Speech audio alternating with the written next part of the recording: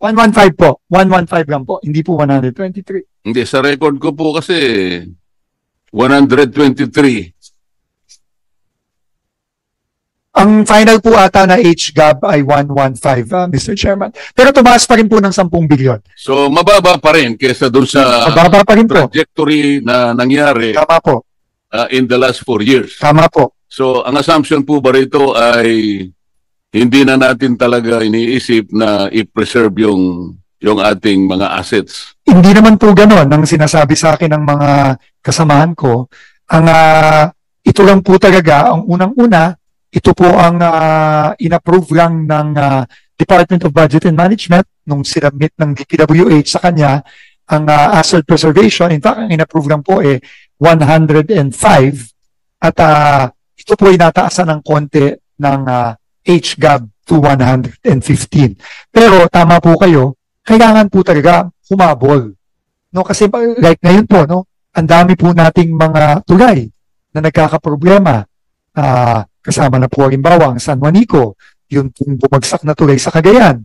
No, so ito po lahat ay dapat kasama sa asset preservation program natin na unfortunately nababawasan po no itong mga nakaraang mga taon. Pero unfortunately din po, ito lang po ang in-approve. Pero we will welcome po kung itataas pa po lalo ito ng House ay ng Senate Finance Committee, Mr. Chairman. Mr. Chair, akala ko yung isa po sa isasagot ninyo ay dahil sa karanasan din natin na ito pong laki ng perang ginamit natin. Halimbawa 2022, 117 billion. Pagkatapos sumunod na taon, 124 billion, 139 billion, hanggang umabot ng 153 billion. Pero hindi po natin nakita talaga na naging matagumpay po yung preservation ng ating mga assets, lalo na yung kalsada natin. Kasi marami po kaming nakita, lalo na po yung mga projects natin kung tawagin ay road slips, ano? Meron tayong mga landslide projects na yan, at saka yung slopes protection. Ang dami po, dapat makikita ninyo dyan dahil sa bago pa lang kayo, pero alam ko po na napakarami po ngalingas-ngas sa departamento na yan. Dahil sa halimbawa po yung rocknet halimbawa. Alam naman po natin meron kayong memorandum sa DPWH na kailangan either ASTO ang specifications ng rocknet o kaya ASTM. Nagpalabas po kayo Alam ko po, alam ko pa yung number ng inyo pong memorandum. Mr. Chairman, luma po ata na ano yan, no? Pero actually, para dito sa 2026, pinatanggal po natin lahat yan. No? Mabuti pinatanggal nyo kasi hindi naman sinusunod Tama po. Alam po ninyo, ang standard ay ASTO o kaya ISTM. Pero ang ginagamit po pangkaraniwan, at ito'y nakita na natin sa maraming panig ng ating kapuluan, bibili sila ng rocknet sa China. Ang presyo po ay halos 62% ang baba niya doon sa talagang dapat na gamitin. So Mr. Chair, dahil sa nung nagbidding siya, ASTO yung nilagay niya, at saka ASTM, napakataas na uri ng napapangiti si Yusek Ador, alam niya ito Pagkatapos bibili sa China, alam mo, Secretary, pati yung ginagamit na ilulubog horizontally at saka vertically, kumisan dapat 5 metro, Mr. Chair, 1 metro na. Alam niyo yung rocknet kung gaano katibay yung galing sa China? Parang binalot mo na sapot ng gagamba, Secretary. Kaya po hindi na preserve. Kaya po ang landslide, gano'n na lang po nangyayari. Kaya ang alam ko, kaya po siguro nyo binaba. Ang gusto ko sanang isagot yun, napansin po kasi namin, sobra-sobra talaga, pero hindi naman talaga nakatutulong para i-preserve yung assets na ating mga nagawa sa mga nakakarang mga panahon.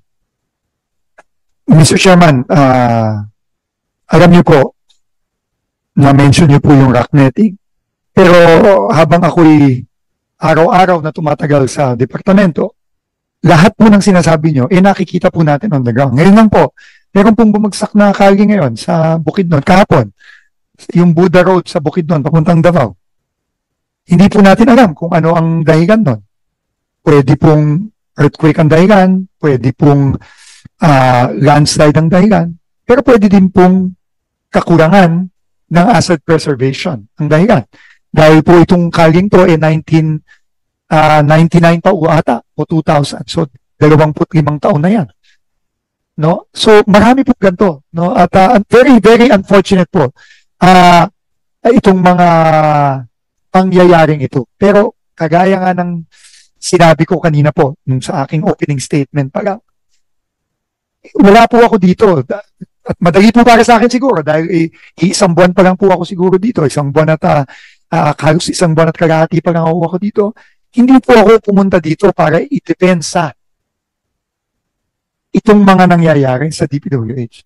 Pero nandito po ako, ginagay po ako ng Pangulo dito at yun ang kabilin-bilinan niya para po baguhin. Kaya po lahat po ng suggestion na ni Chairman na nakikita natin na obvious na may problema, talaga po dapat baguhin na natin ngayon. Kasi po, matagal na po ito. Matagal na po ito nangyayari, hindi lang po ito ngayong taong ito. Mr. Chairman, hindi lang po the last 3 years ito. Sabi nga po ni Senator Ligarda kanina, dekada na po ito. So, ako po, sabi ko nga ako, nandito lang ako ng 2 taong kalahati. At hindi ko sasayangin yung oras na ginagay po sa akin dito ng Pangulo para makipaglokohan at hindi baguhin ito. So isang linggo, isang buwan ka pa lang sa departamento? Isang buwan pa lang po, mahigit. Opo. Alam mo, Mr. Chair, baka hindi niyo alam na si Secretary Dizon, kamag-anak ko ito eh. Dizon ako eh, sa aking ina. Taga-Angeles ang nanay ko, Dizon din siya. Kaya kung magtawag kami, pinsan. Isang buwan ka pa lang, pinsan. Pero yung bigote mo, hindi mo namumuti na eh. Ano kaya kung tumagal ka ng 6 months? Ako'y nalulungkot sa iyo eh.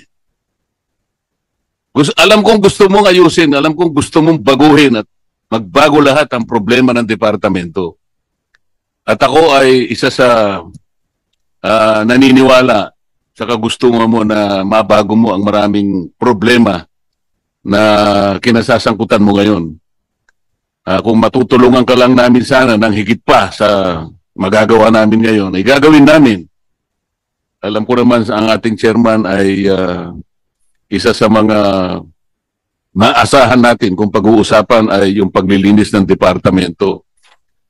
Katulad halimbawa nung kami po ay naghihiring sa ibang komite, yung Philippine Science Agency, siya pala ay may kakayahan na magbigay ng maraming pantulong sa mga iba't ibang ahensya ng ating pamahalaan. Alam din niya kung anong pwedeng itanim sa anong lugar. Meron yata silang mga technology na nakakalap o nagagamit, may mga equipment sila. Ang sabi ko sa kanila, Mr. Chair, Secretary, bakit hindi mo tulungan ng DPWH? Hirap na hirap sila. Isip-isipin mo nga ako, yung sumbong sa Pangulo na ginagamit nila ngayon ay nanggaling sa MYPS application. Dapat sana ang ginamit yung PCMA application. Kaya makikita po ninyo kako, pag kinumpara nyo yung dalawa, magkakaroon po kayo ng discrepancy ng coordinates. So, tumatango-tango si Yusek Conti. Tama o hindi? Ako po kasi, nireview ko yung mga submissions. Dahil binigyan po ako ng USB ng Pangulo nung simulan ko po yung Blue Ribbon nung ako pa po ang chairman. Kaya hindi ko po extensively nagamit sapagkat yun lamang siniyasat namin, nakakuha na ako ng mga ilang projects, nag-random lang ako, 15 yung nakita ko, magkakaiba yung coordinates, hindi pareho. Magmula sa 67 to at least 477 meters ang coordinates na pagkakalayo. Eh sabi ko sa Philippine Science Agency, bakit hindi mo ka ako tulungan? Nakita mo, wala pala kayong wala pala kayong satellite connection dahil mahal daw.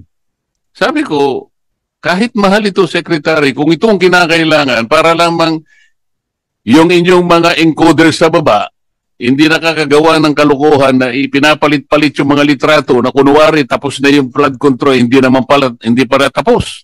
Ang ginagamit lang nila mga cellphone na yung signal mahina pa. Kaya nga, pag mahina ang signal, lalong lalayo ang coordinates.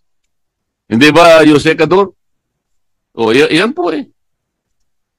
Isip-isipin na, sasabihin po ninyo na sa PCMA po, real time. Wala pong real time. Yung encoder po ninyo, ginagawa po niya, nag-encode siya every end of the month. So, monthly. Wala talaga eh. Sa totoo lamang po, wala ni isa man na po pwedeng sabihin natin real time kung anong nangyayari on the ground. Ito yung kinakailangan pong gawin. Nabiro ko pa nga po sila eh. Hinahanap po namin kako yung mali-malitang pera na nakatago sa mga iba't ibang lugar. Na nakolekta nila sa flood control. Pwede po ba niyong malaman sa magitan ng inyong equipment kung nasaan ang mga pera nito? Kahit na biro lang nasasabi namin, Secretary, sapagkat kailangan po nating gawin lahat. Ang lahat ng kaparaanan, maitama lang natin ang maraming dapat itama. Hindi natin magagawa. Siguro magtatagal bago natin magawa. Ngunit kapag naumpisaan natin by acting on the side of caution, not erring on the side of caution, yun po ang dapat natin gawin, Mr. Secretary. Mr. Chairman, we agree po, no? 100%. At ang Pangulo po mismo, yun po ang direktibang binigay niya sa akin nung bago po kumupo. At yun po ang pipilitin natin gawin. Of course, with the help po ng ating komite, ng ating mga ibang opisyalis po. Kasama na rin po ang Philippine Space Agency dahil ang satellite feed po na real time, kung mayroon, kahit na hindi yan araw-araw, kahit na once a week lang o once every 2 weeks, napakalaking bagay na po nun kung magagawa po natin yan. Yung po mag-audit ng project natin, pwede kaya natin gawin, Mr. Chair, na kasangkapanin na lang natin ng JICA para po makita yung... Kasi sa aking pagkakaalam po, yung kanilang mga auditor, yung kanilang mga engineers, mapagtitiwalaan po eh. Baka sakaling yun po yung makatulong din sa atin. Pwede tayong humingi ng tulong po sa hindi lang sa JICA, kundi pati sa ADB at sa World Bank. No, tingin ko yan po ay posible, Mr. Chairman. Pwede ba natin i-consider, Mr. Chair, na kasi po nung nagmi-meeting kami sa Blue Ribbon, isa po sa mga lumitaw na mga rekomendasyon. Dahil nagsisimula po yung corruption sa mga engineering districts. Pwede kaya i-streamline natin yun. Ang suggestion nga po, alisin na yung mga engineering districts. Meron ba tayong ibang alternative? Kung sakaling tanggalin ang mga engineering districts, halimbawa, kung ano man alternative na gawin natin, wag na ganun karami. Pwede po nating pag-aralan, Mr. Chairman. No? Marami po tayong kailangan repasuhin at baguhin, no? Dito sa departamento. Dahil nakita naman po natin na yung current na sistema nagresulta dito sa nakikita na natin ngayon. So, kailangan po talagang baguhin. Pagkaraniwan po kasi, Secretary, hindi naman lahat, hindi naman lahat nangyayari sa mga districts. Ang congressman po kasi, ang siyang nakapangyayari ito sa pag-appoint ng district engineer. Hindi po sa lahat ng pagkakataon gano'n. Meron namang hindi. Pati pag-alis ng engineer o district engineer, nandun pa rin sa kapangyarihan ng kung sino man yung makapangyarihan ng congressman na yon.